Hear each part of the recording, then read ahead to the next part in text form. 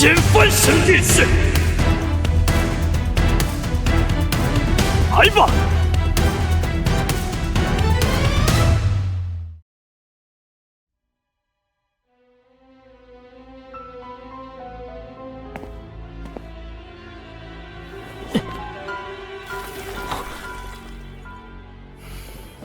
凌云，还不赶快起来！臣御前失仪，请陛下降罪。陛下，凌云多半是轻敌了。不过这位与他比试的小学士子确实本事了得，72口木剑精准击中同一部位，竟以木剑之盾攻破了凌云的护体罡气，令他负伤。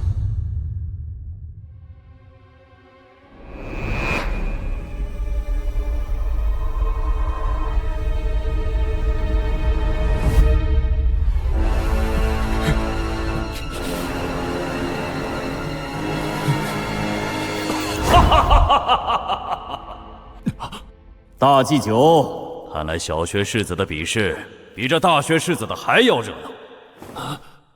朕倒想看看谁有这等本事。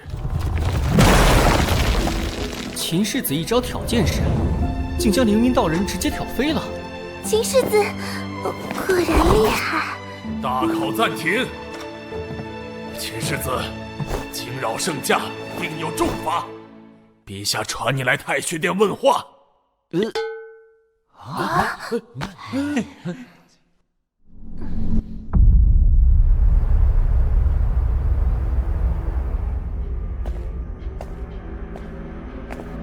这些都是延康国的文武大臣。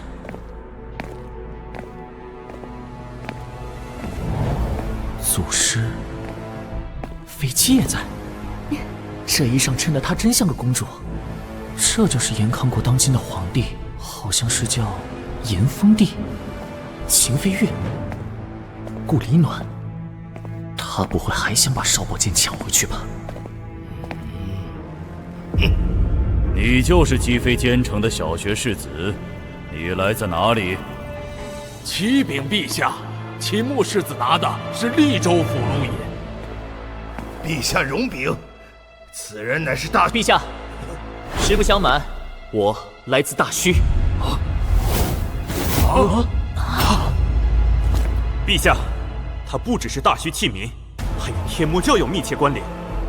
便是他与天魔教阻挠我延康进军降龙城，这次更不知施展何等手段躲避师进混进来，实在居心叵测。还是大虚啊！请陛下明鉴，下令拿下这贼子。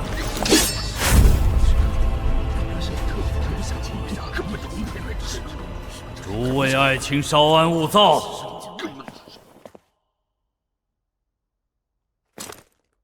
他如此坦诚，不像居心叵测之徒。普天之下莫非王土，率土之滨莫非王臣。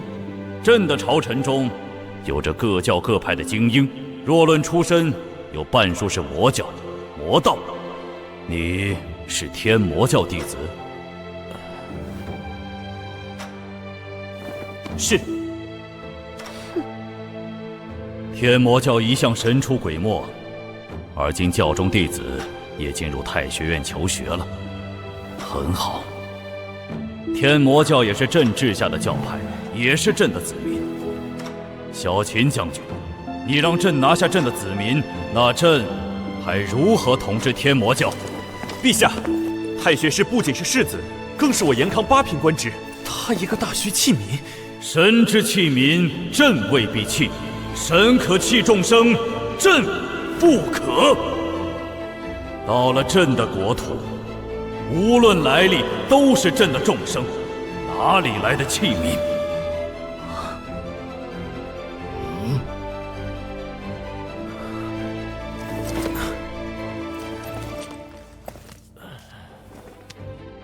这个延丰帝竟然处处向着圣教和大虚说话，是拉拢还是？可是陛下，最近屡有宗派作乱，以国师违背神谕进入大虚为由，攻劫我严康，臣只怕天魔教也蠢蠢欲动。哼！这些宗派总想搞件大事来吓朕，名义上是反国师，实则是反朕，无非是想让朕的屁股挪一挪，做给他们的屁股坐，真是痴心妄想。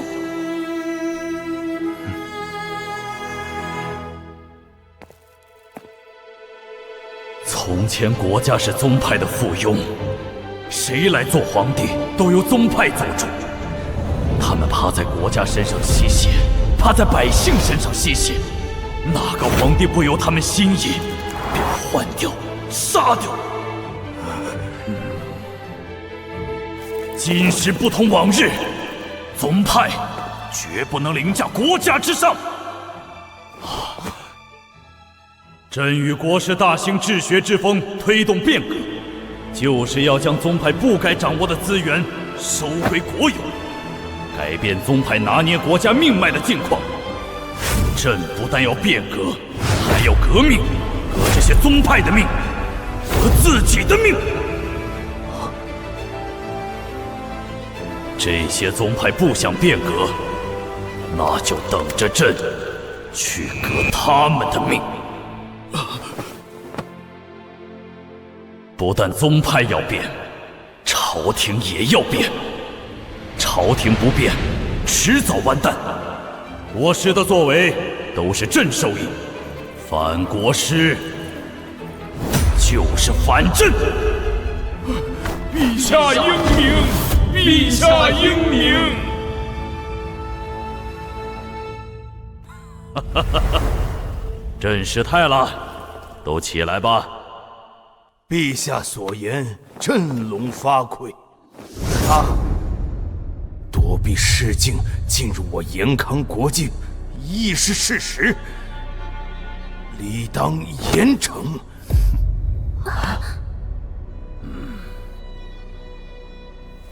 父皇容禀。秦牧世子正是近日名动京城、救治百姓的花象神医。花象神医，朕听说过。诊病不分贵贱，施治不拘一格。秦牧世子果然是年轻有为，正是我严康用得上的人才呀。此等一举是否足以将功抵过，免去他的罪责呢？既是神医，那不但不该罚，反倒该赏才是。朕宣布，从今往后，秦牧世子便是朕亲自收的天子门生。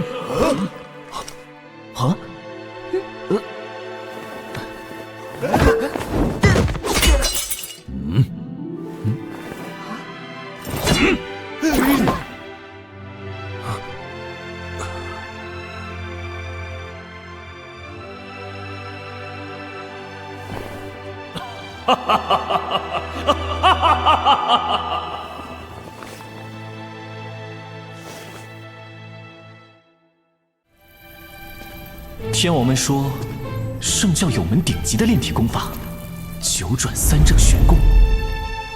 如果把它融进霸体3丹功里，是不是可以弥补我所见的破绽？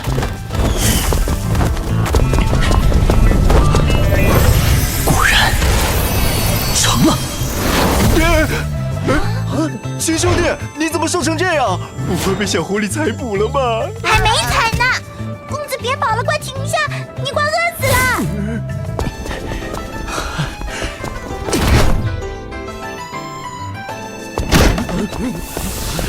小神医这是怎么了？怎么了？这是？小神医似乎在修炼时抽空了一身的能量，倘若补不回来，只怕会死。老大，我们快去给公子找东西吃。公子吃新牛不？我惦记你的牛了，跟我来。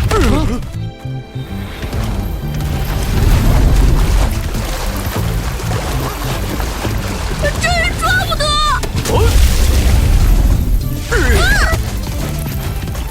那好像是贡鱼中的极品鱼王红龙鲤。处看着，挺适合当柴火。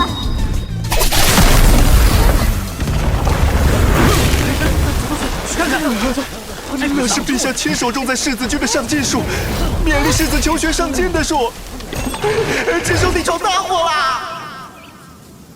哼，这家伙可真是走到哪里霍霍到哪里。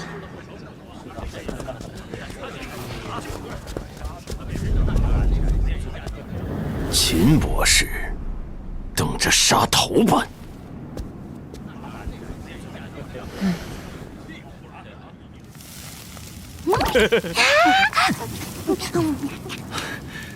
秦兄弟，不好了，大理寺的人来了！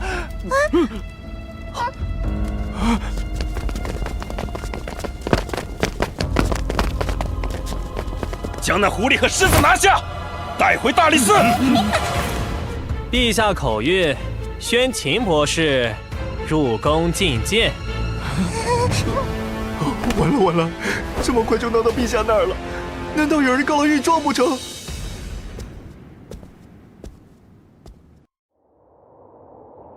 陛下，玉龙湖乃九龙之气凝成的玉水，湖中渔网更是皇家御膳。秦博士私吞贡鱼，纵容龙麒麟和狐狸殴打守护童子，毁坏陛下所植的上进树，这是死罪。法不容情，臣不敢隐瞒。秦爱卿怎么说？秦牧是化外之民，不知京城的规矩，行事莽撞，深感罪责深重，请陛下发落。虽然朕很赏识你，但律法就是律法，你让朕如何发落你？按律，满门抄斩。皇帝，哀家也以为小神医当斩。母后何出此言？不斩了小神医，天下人怎么知道皇帝贵鱼而不贵人？不斩太学博士，天下人怎么知道皇帝贵树而不贵人？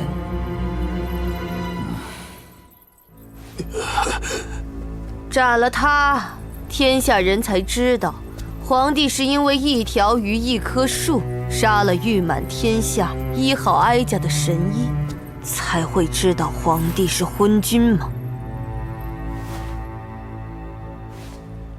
顾爱卿，陛下，朕的脸面都被你丢尽了。身为大祭酒，被祭酒打得头破血流，还用区区小事来烦朕。这次先记下，再有下次，朕杀你的头。回去好生反省。臣遵旨。顾大祭酒，我家的狐狸和那头龙麒麟，还请不要让大理寺为难他们。谅他也不敢。秦爱卿，朕有些话要对你说。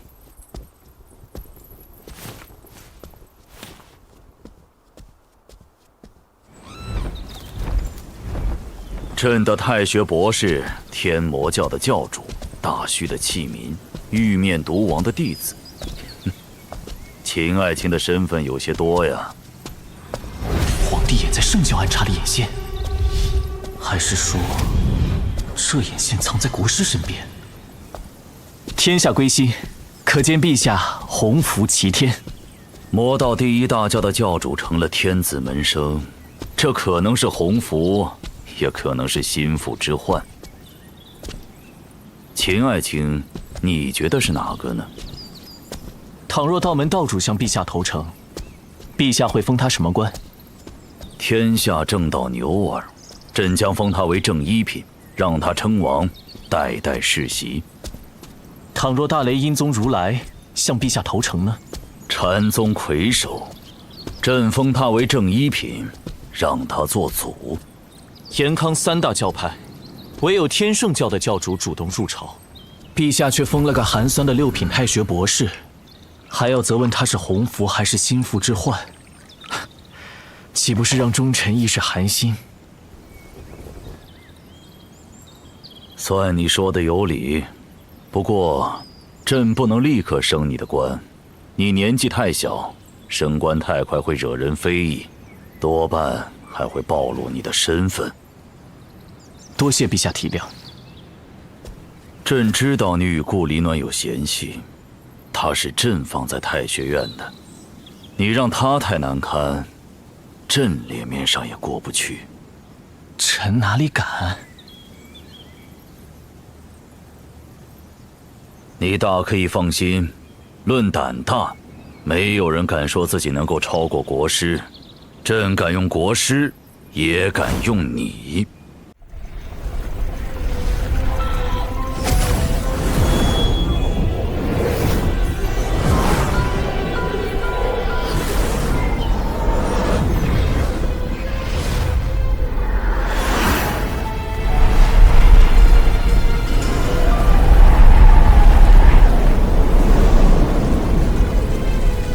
将飞到京城好几万里了，你们有没有见过太阳？一朵绵延几万里的阴云覆盖了延康。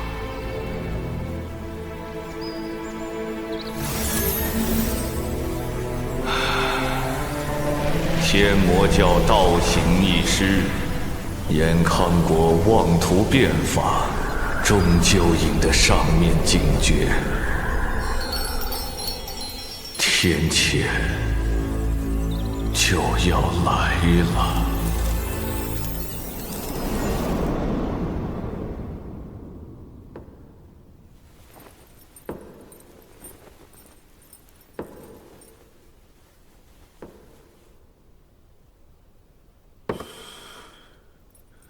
国师到了吗？禀陛下，国师告假离京，省亲访友，至今行踪未明。太子也不在，皇帝为何不曾问起？他们都在此时离京，是巧合还是？诸位爱卿，有10多日没有见过太阳了吧？朕收到各地官员奏折，从东边日出岛至西边密水关全境大雪。一朵云盖住了我延康全境。陛下，诸位大人，南方庄稼被大雪冻死得干干净净，到了明年颗粒无收。北方县不少郡县的农户已在砍伐树木、烧火取暖。砍伐殆尽，山洪、泥石流、大洪水等天灾降临，酿出人祸。饥民吃不到东西，便要吃人了。南方本就因战乱缺粮，倘若北方也断粮，就必须动用世家和宗派封地的存粮，只怕稳定下来的局势又生变。这朵云倘若几日散去，还可以将损失降到最低。若不散，逆贼造反，朕如座钓鱼台。现下一场雪，一朵云，就要我延康分崩离析，让几百年的努力烟消云散吗？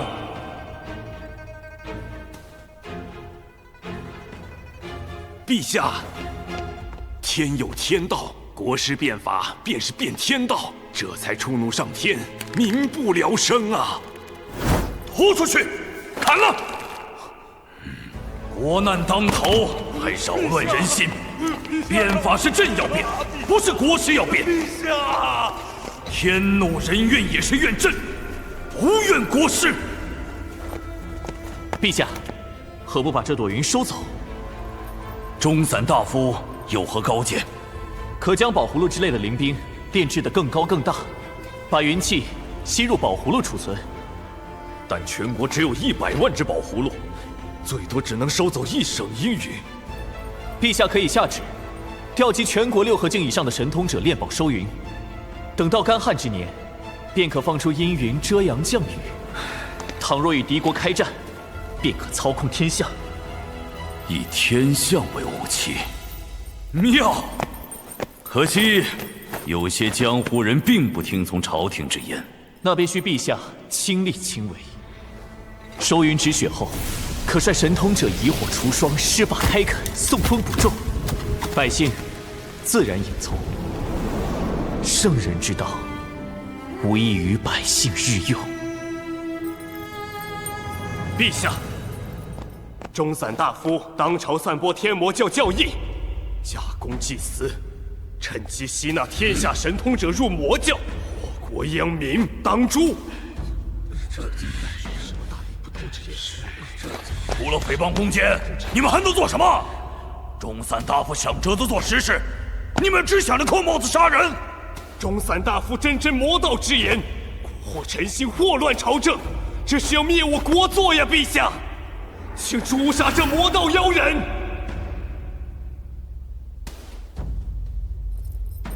你被革职了。秦爱卿的话正确的很，分明是治国救民的良言，再胡乱揣测，就杀你的头！朕要的是能办事的能臣，不是张嘴诋毁的佞臣。天策上将，查明天灾真相。遵旨。司空、司徒三司上卿，随朕一同救灾。是。臣保举几人，或可以一同帮助陛下。准了。国师这几日不在，他便趁机安插人手。不过话说回来，我就是天魔教的镇教天王。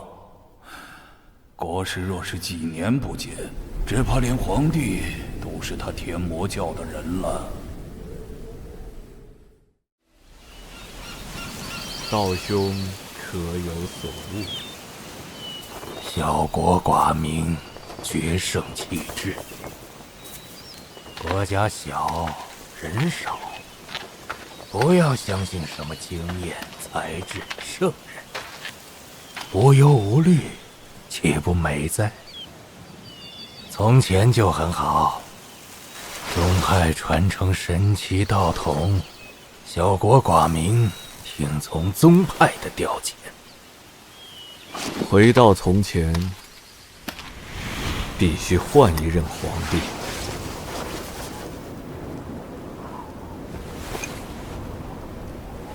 今日冻死这几人，赈灾粮可全部运抵。并无人冻死，朝廷赈灾的粮食队伍今早便全部到达了巴州。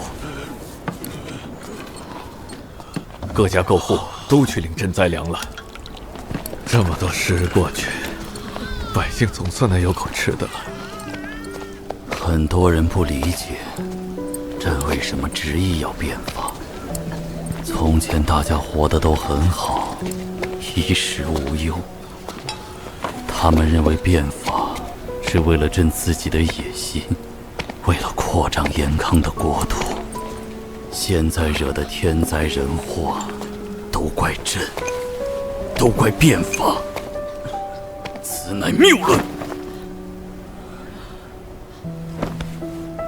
天寒地冻，没这么多规矩。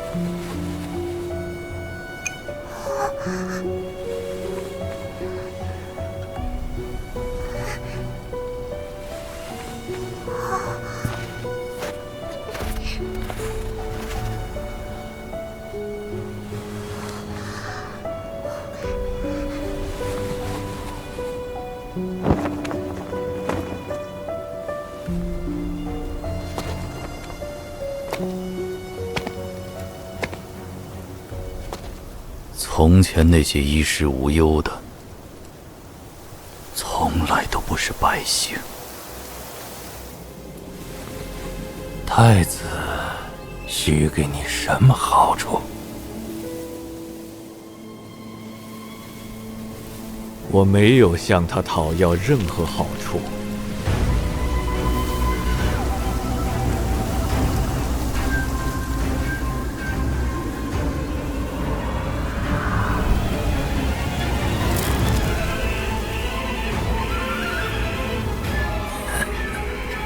我信你。我这柄刀剑久未出鞘，不知是否钝了，是否还能斩得动真龙天子？多谢道兄相助。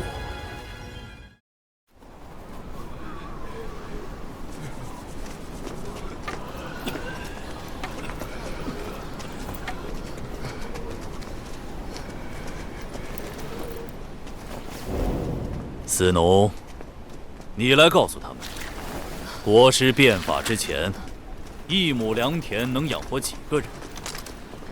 那时，良田都集中在世家宗派手中，农户只能租地耕种，一户佃农7、8口人，劳碌1年，亩产330斤，除去佃租便没有余粮。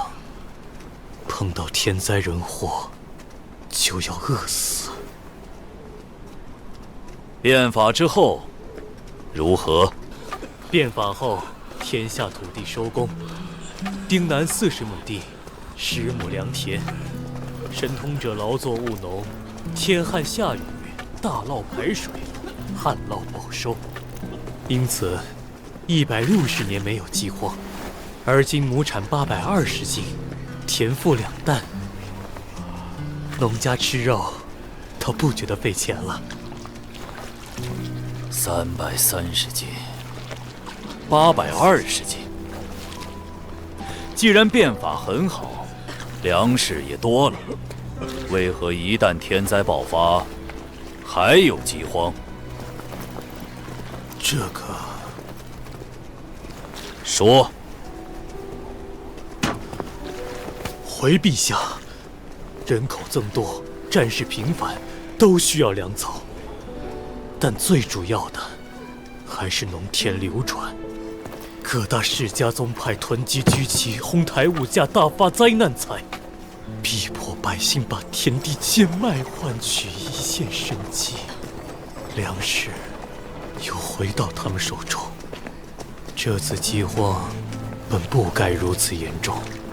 还不是因为打过仗之后，国库空虚。这样的雪灾从前便没少过，但这不是神降灾、天降难，而是宗派降灾降难，要百姓臣服。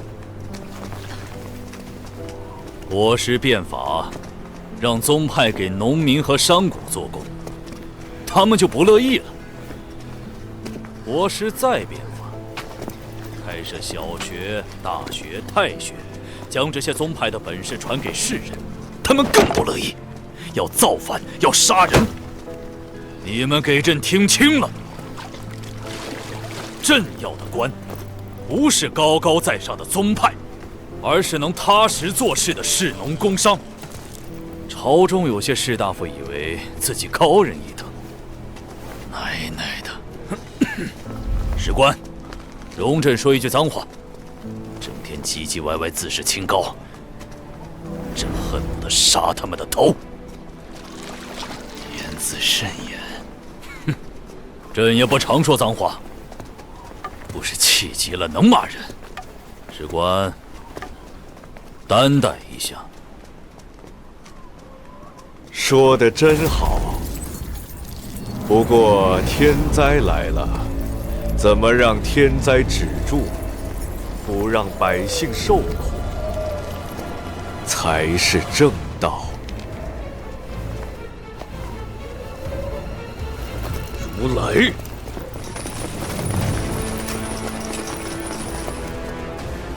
陛下亲自赈灾，敕风沐雨，想必已饥肠辘辘。斗门斗主，不如先吃点粥食，饱了才好上路。3大宗门魁首，一下子来了2位，来者不善。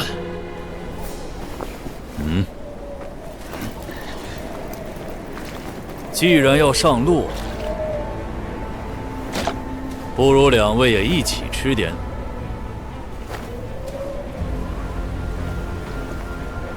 你们也来吃一些。遇到事了。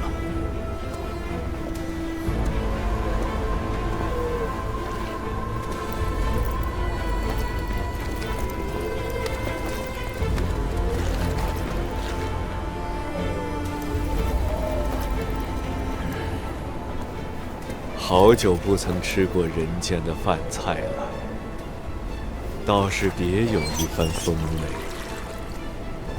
味。 2位道兄应该经常吃一吃，不要让自己住得太高太远。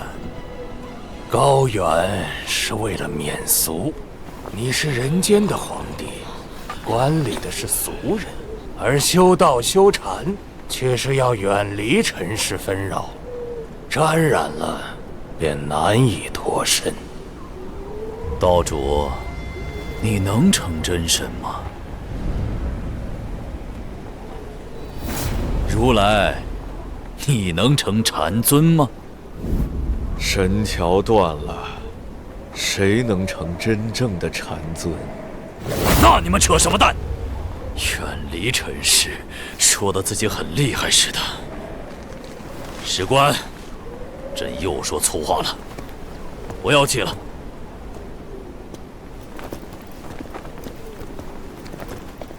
朝廷有朝廷的规矩。 执行法理，清剿叛乱，无需道义，攻克即胜。既然如来道主亲临，那今天朕就用江湖规矩，神桥境界的跟着我，其他人都退下。是。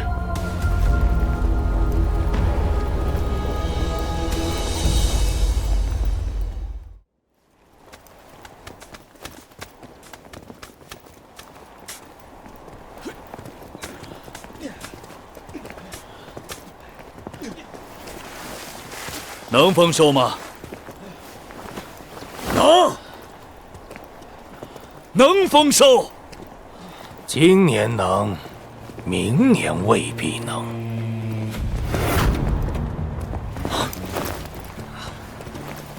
老道带来了一卷书，记载着大虚故事，叫做《开皇结经》。陛下慢慢看。 咱们慢慢走。倘若陛下看完还执意变法，那么这日月便要换新天了。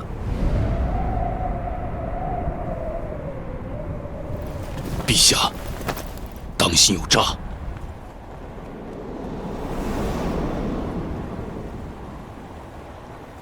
无妨。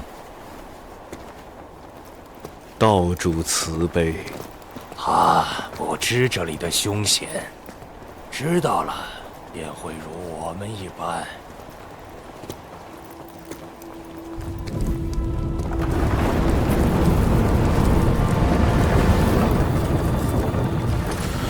开皇，大虚，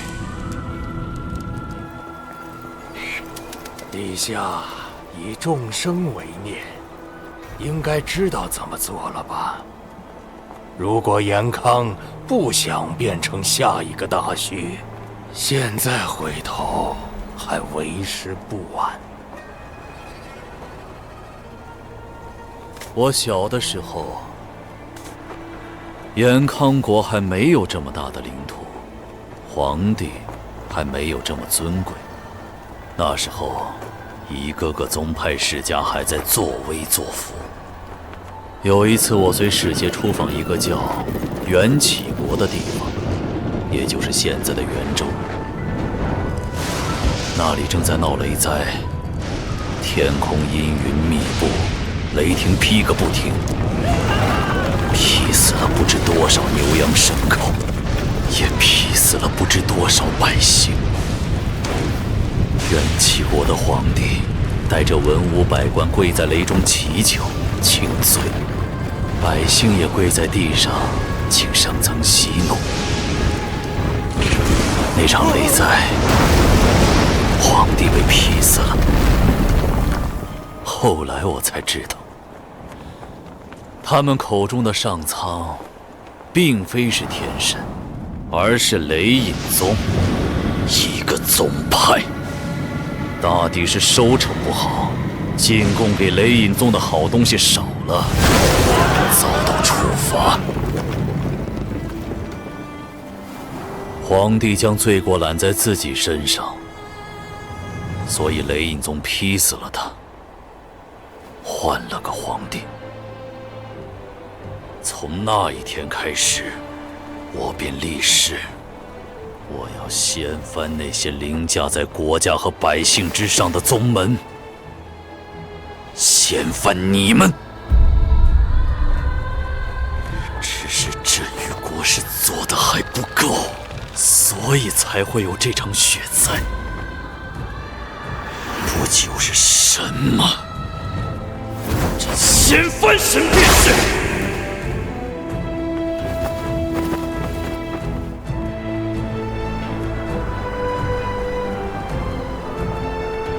陛下不以苍生为念吗？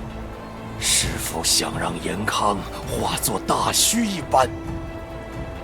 你与国师变法，打下那些宗派，统一这么大的疆域，老道没有阻止过你。但是你若再变法，便是苍天动怒，危及苍生。陛下三思。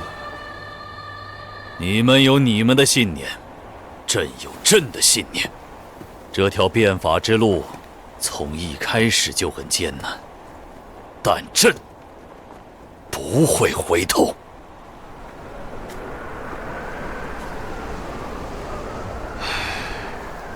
老道友，换一任皇帝吧。也罢，好话已经说尽，怎奈陛下执迷不悟，只得换一任皇帝了。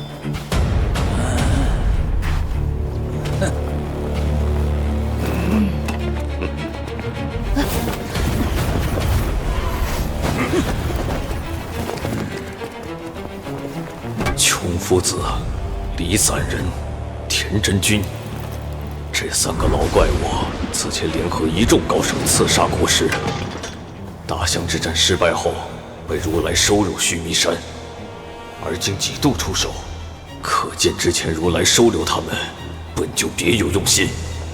盖门门主齐大友、大雷音宗法弘院之首弘音法师、罗汉院之首长耳禅师，这三人都不是泛泛之辈。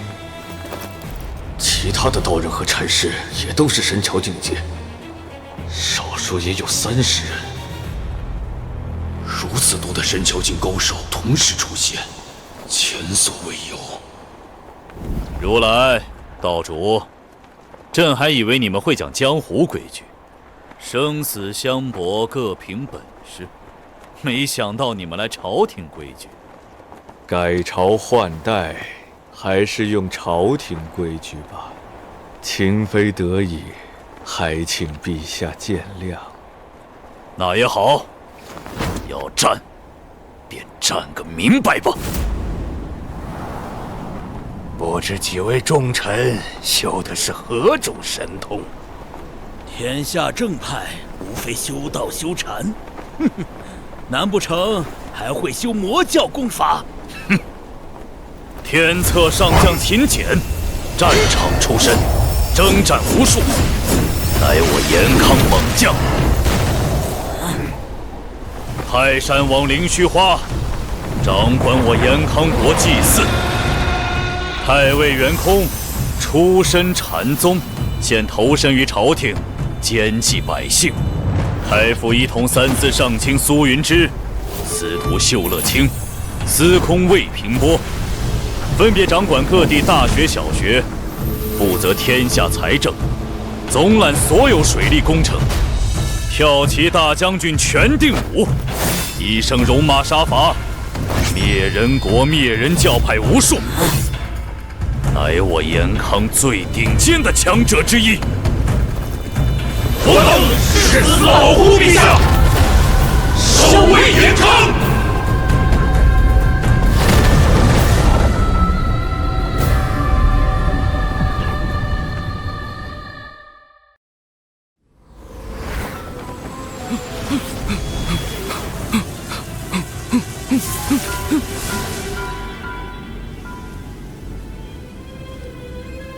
小玉京一行，令人叹惋。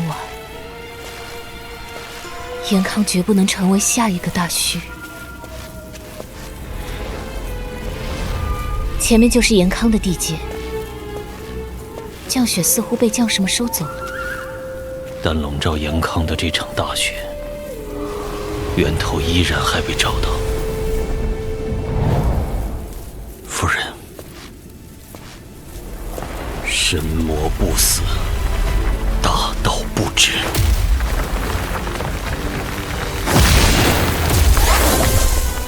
夫君，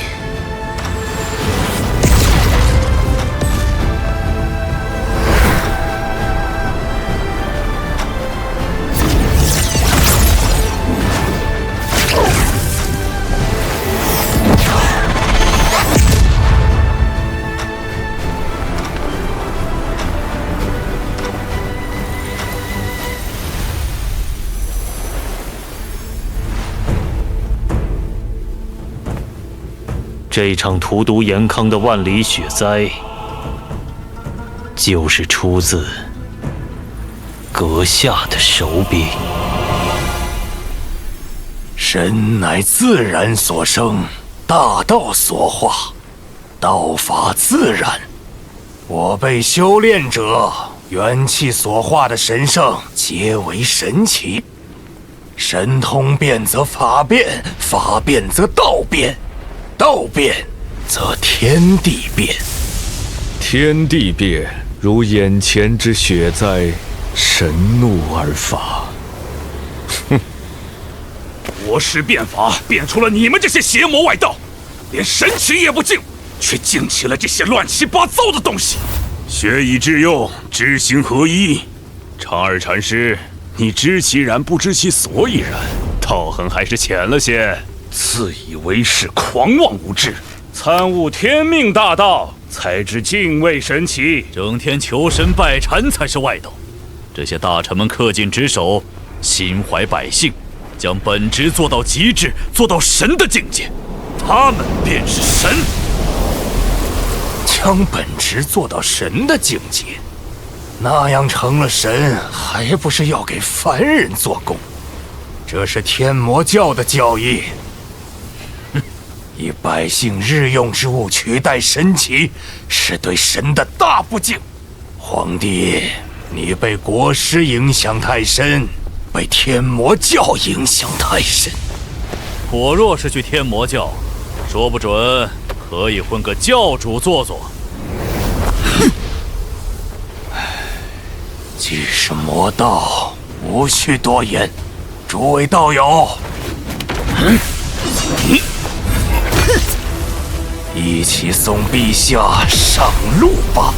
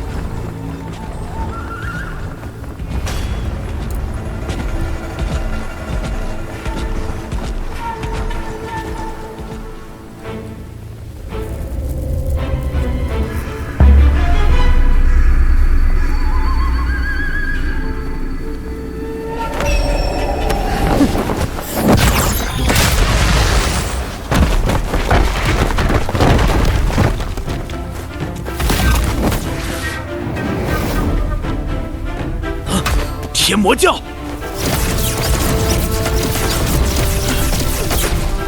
在下天圣教左护法使孔令贤。天圣教右护法使薛碧娥。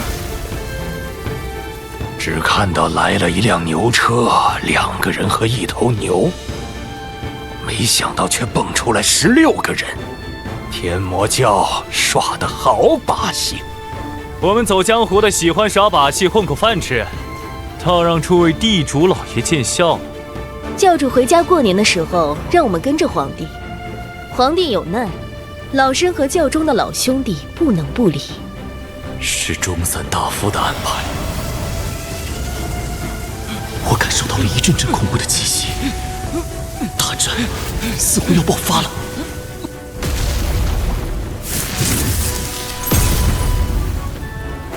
天圣教狮天王，玉天王，见过诸位。教主把皇帝交给我们的时候，还是活得好好的。你们若是弄死了，我们如何交代？倘若教主发怒，我们也只能以死谢罪。天魔教的左右护法使2大天王，还有12护教长老一起来保护皇帝。16位大名鼎鼎的神桥境高手，后生可畏，倒是不枉我来这一趟。群鹅扑火，天魔教主下了一个错误的命令。对方至少有30位神桥境高手，又有如来道主2大圣地魁首坐镇。我们7人加上陛下，即便有天魔教相助，神桥境强者也只有24位。此战是场硬仗。邪魔外道，朝廷与天魔教同流合污，同道们降妖除魔吧！杀！杀！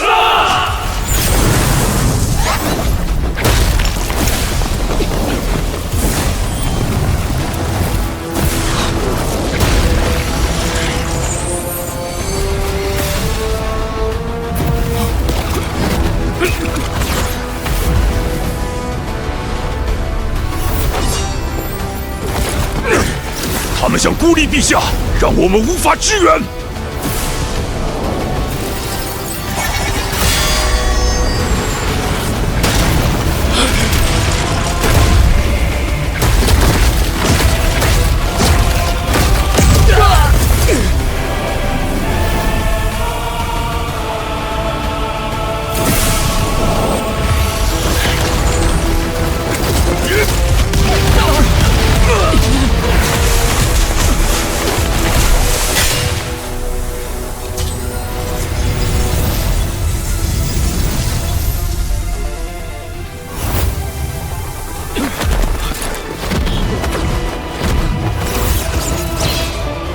你们的传送之法，把我们传送到陛下身边护驾。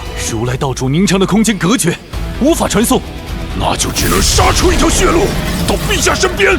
那就看这条路上流的是谁的血。前阵，出我！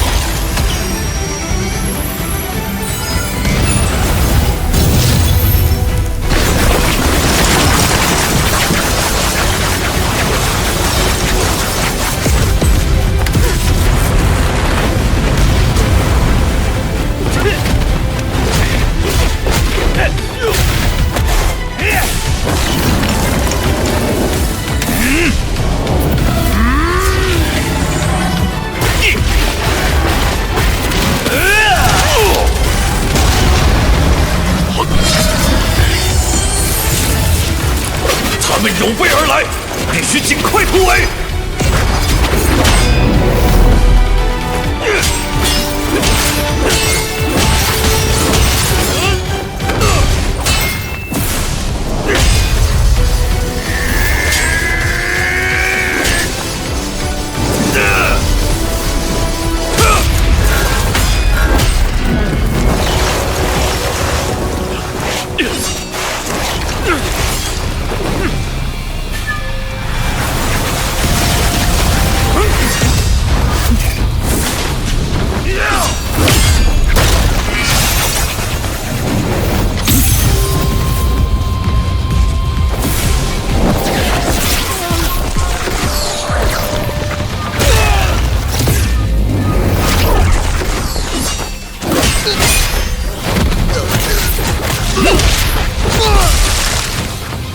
邪阵，憋死这帮牛鼻子！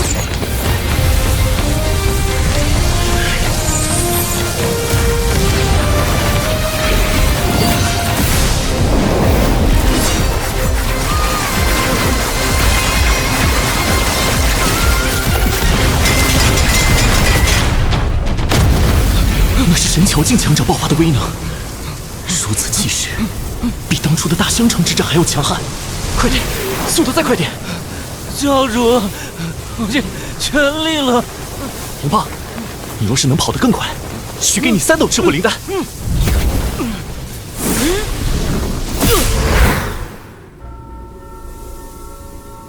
如来，道主，你2人是神桥境巅峰，圣地魁首，朕自认逊色一分。但论1对1，你们谁也没有能力留住朕。朕有一个疑问，2位德高望重，究竟是谁有这么大的能耐，能请得动2位一起出手围杀朕？陛下变法违背天道，而道法自然枯荣交替，自古长江后浪推前浪。看来他早就计划好了一切。严康的灾难，何止是这场雪？朕真是选了一个好太子。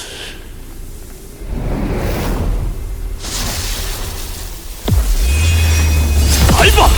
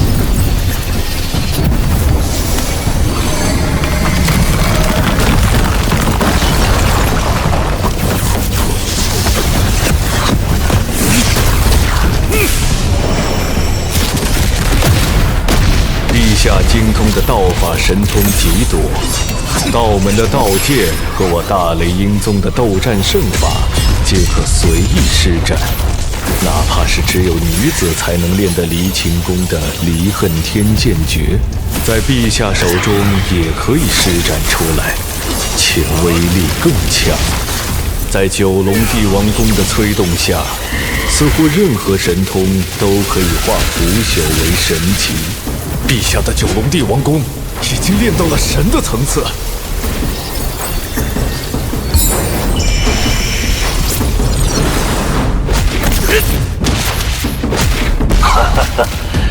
都说国师是道法奇才，但世人都忽略了炎风帝。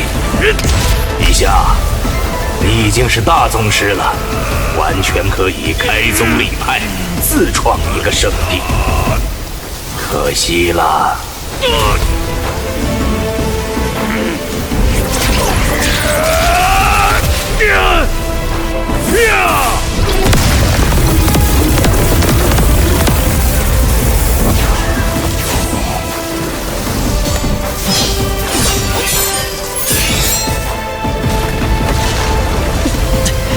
龙胖，再快点！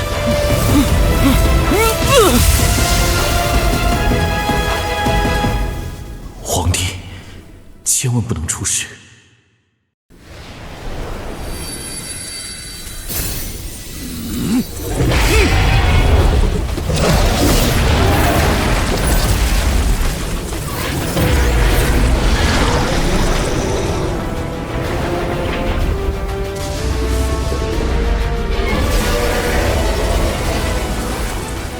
陛下几乎要炼假成真，成为真神了。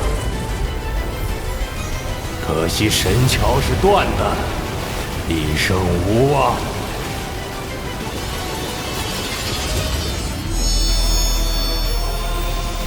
老道无能，道剑14篇的第14招只练成了一半。而今，我便以这残篇来领教陛下的威德。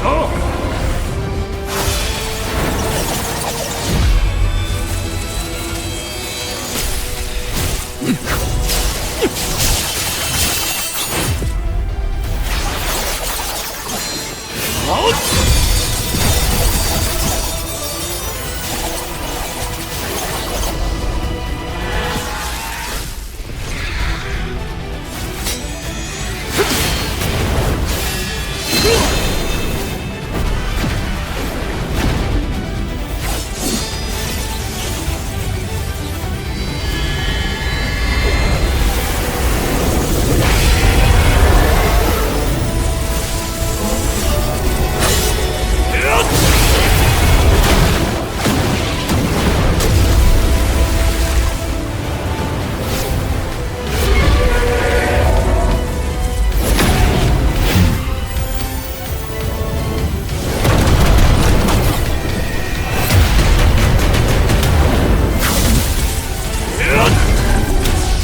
延康国被誉为当今世上最大的圣地，陛下占据9道龙脉，在皇城修炼，得天独厚，一身修为通天彻地，实乃当今世上最顶尖的强者之一。我以如来大成经最高境界，来领教陛下的9龙帝王功。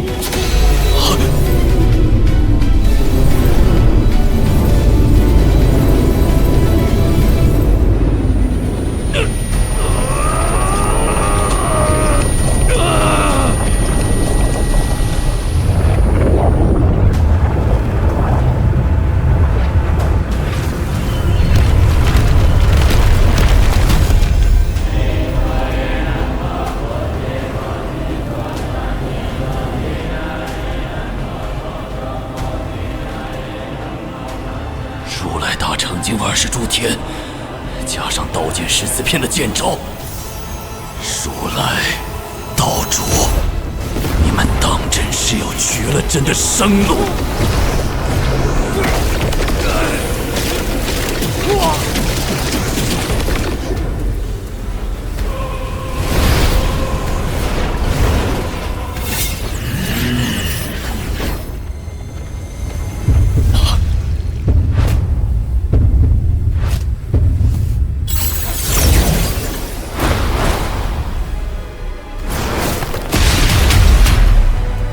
来了2位高手，境界与我和如来相仿，2对1的局面，莫非要变成2对3？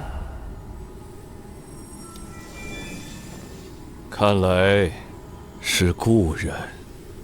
大风起兮云飞扬，诸位打得好匆忙。诸君，打搅了。徒儿，夏道友，2位因何而来？找人。敢问是否见到一个女子？小子，你找谁？一个女子，特别漂亮，让你看一眼就忘不了的那种。啊！这女子很厉害，心里住了一个老魔头。这老魔头为非作歹，爱上这女子的容貌，打算夺取她的身体变成女子。我们原本带着她去大雷音宗，想让老如来降服这个老魔头。瞎子，说重点。我们要找天魔教的前教主夫人。如来和大雷音宗道行不够，让他跑了。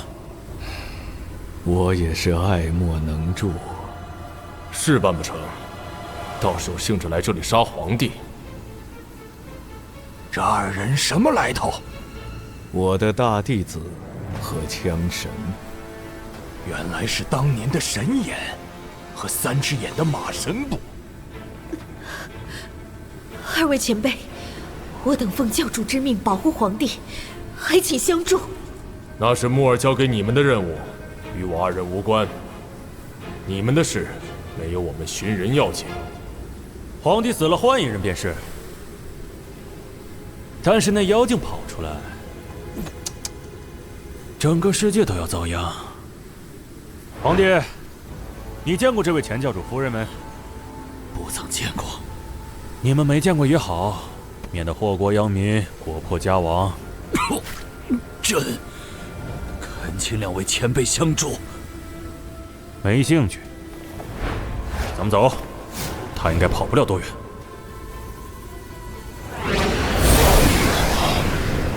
真是古怪的前辈高人。公子，不行，跑不动了。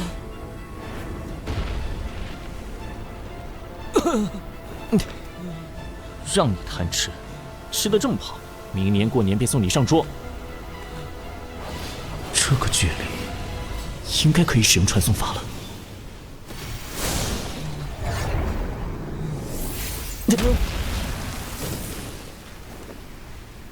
啊！萧爷爷，马爷爷，木儿，你怎么在这里？如果不是我眼神好，便把你漏过去了。哎，你何时离开了大雷音宗？那帮人有没有为难你？我没事。两位爷爷，大事不好，如来他们要杀皇帝。见到了，小事。从前便经常换皇帝。木儿，不要轻重不分，厉天行才是大祸根。这厮若是得到了婆婆的身体，那祸害才叫大，谁能挡得住他？两位爷爷无需担心，我已经找到婆婆了。找到了？嗯。婆婆只是不想回大墟，怕连累你们。两位爷爷，能否把皇帝救出来？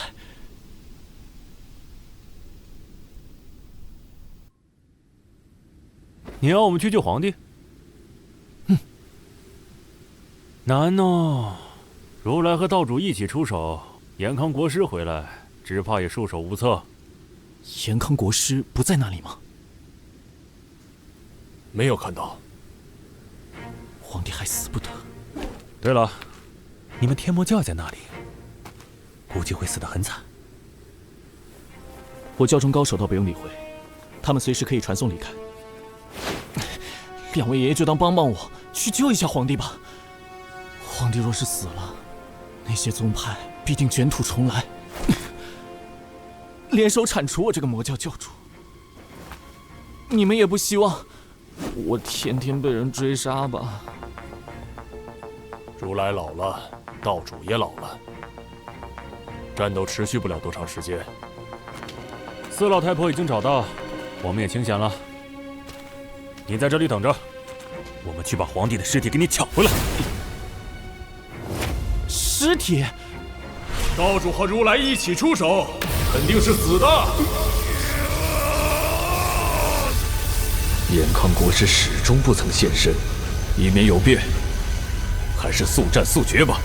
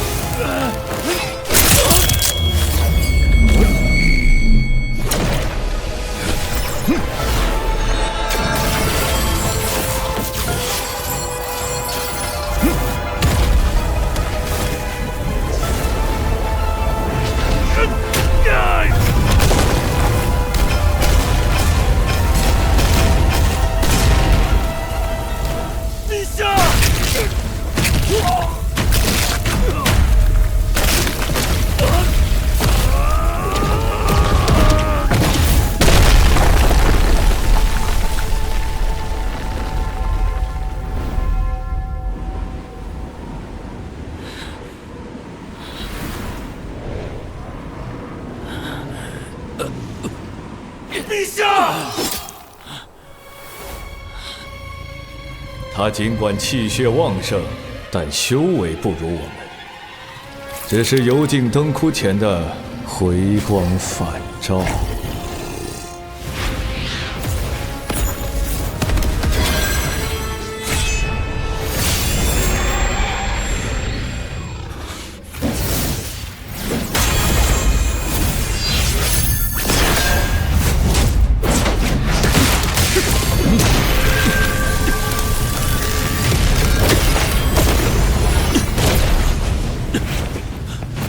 好本事，修为比我高，比村长那老家伙差了一丝丝。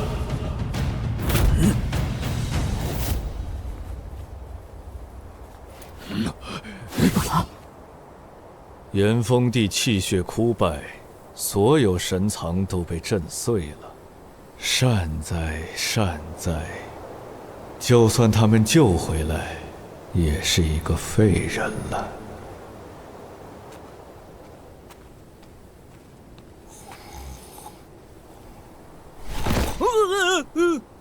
莫尔，你要的尸体到了。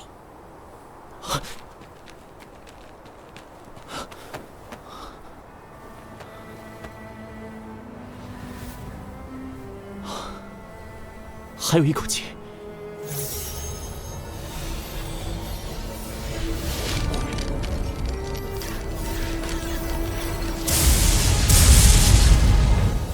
伤势极重，气血飞速枯败，神藏崩塌。再不施救的话，皇帝便会像陆天王那样，支撑不了1个时辰。我用造化天魔功，暂时将他的魂魄封在体内，免得魂飞魄散，粉身碎骨。但他神藏中的能量随时可能爆发，得尽快将他带回婆婆的宅院温养，设法封印神藏。莫尔有主意就好。马爷，我们2个老的也别闲着，替莫尔引开后面的追兵。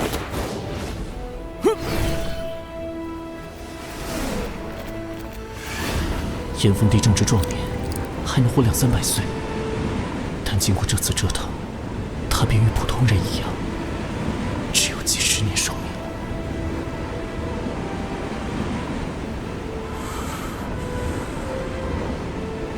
荣三大夫，竟是你救走了我。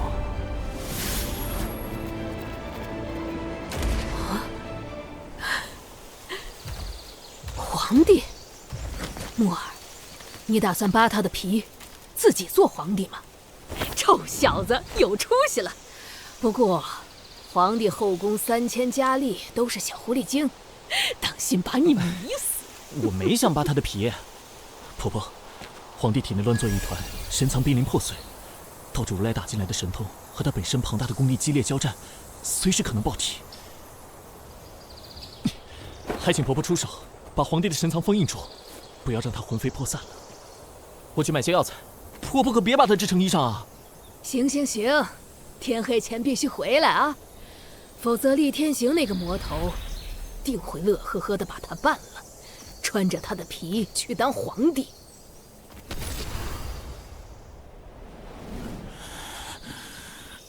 祝三大夫的婆婆是什么人？穷凶极恶又精通术法，厉天行不是死了吗？怎么也在这里？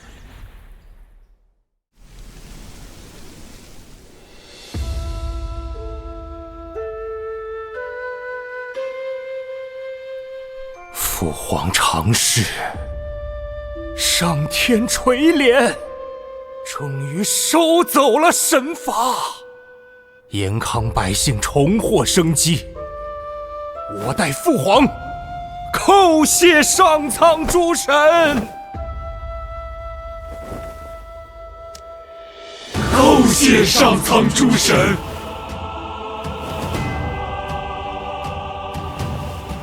神佑延康，一则贤明之主，入城大统，永延国祚。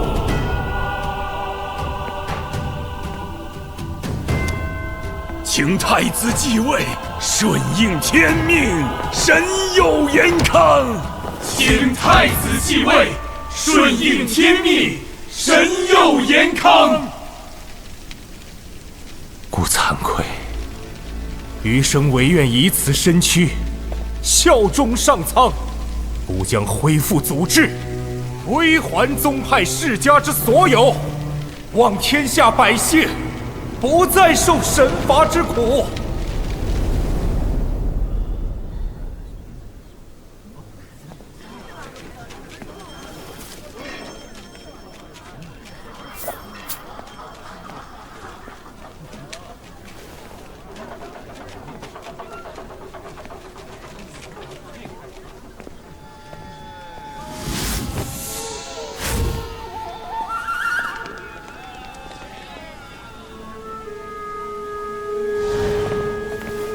教主，八州城外一战，国圣教可有伤亡？皇帝被救走后，师天王、玉天王、左右护法使及12长老带领教众及时撤离，未有伤亡。京城传来消息，太子软禁了魏天王，还有顾里暖、秦飞月等皇帝国师派系的重臣。国师现在何处？太子派出大量探子，暗中搜寻皇帝与国师的下落。师天王命我等藏身在附近城镇，随时听候圣教主吩咐。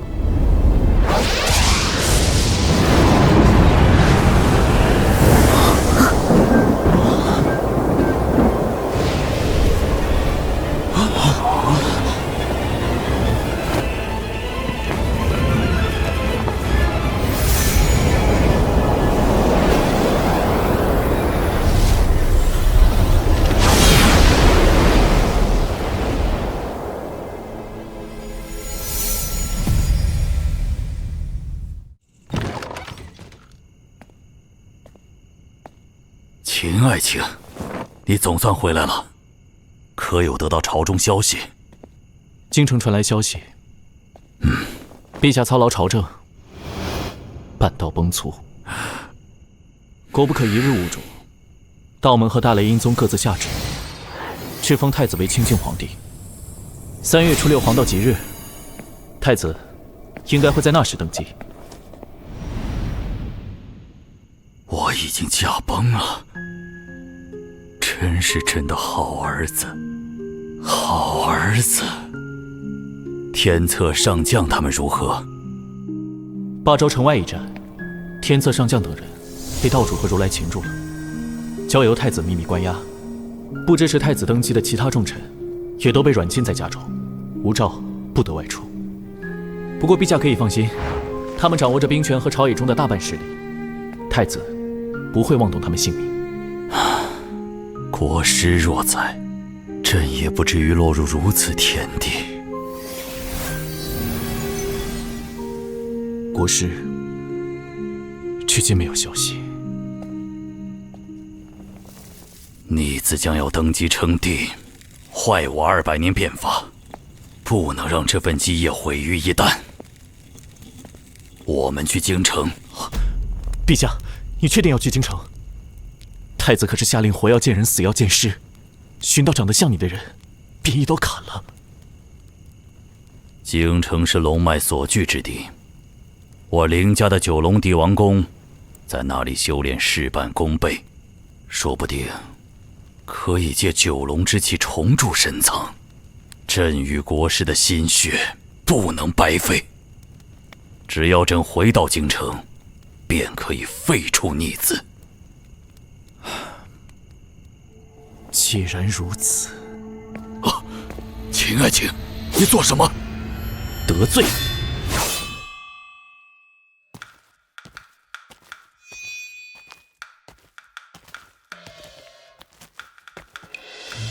陛下现在修为被废，身子骨也不如从前，唯有变成这副自己都不认识的样子，随我出门才更安全。秦爱卿，你如此捉弄朕，朕要杀你的头！脑袋伸来。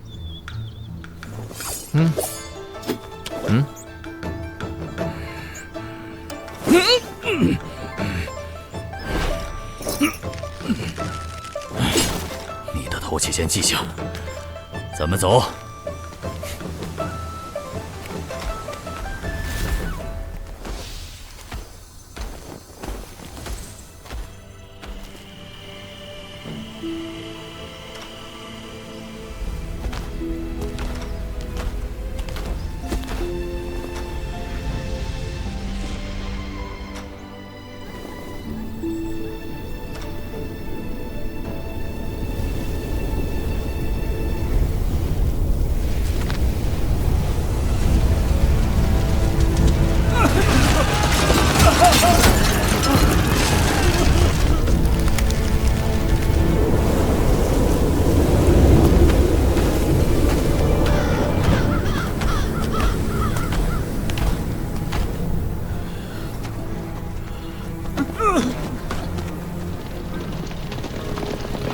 太子有命，恢复祖制，宗派的土地归宗派所有。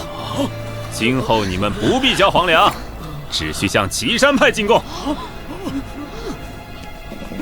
凭什么？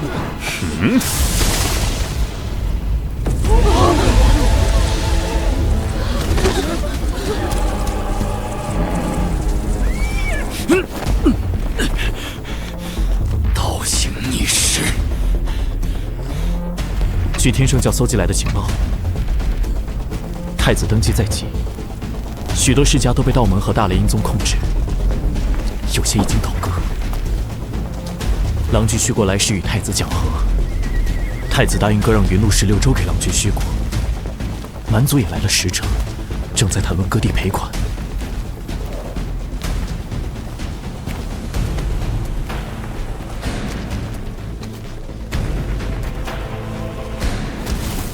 走，我带你去找国师。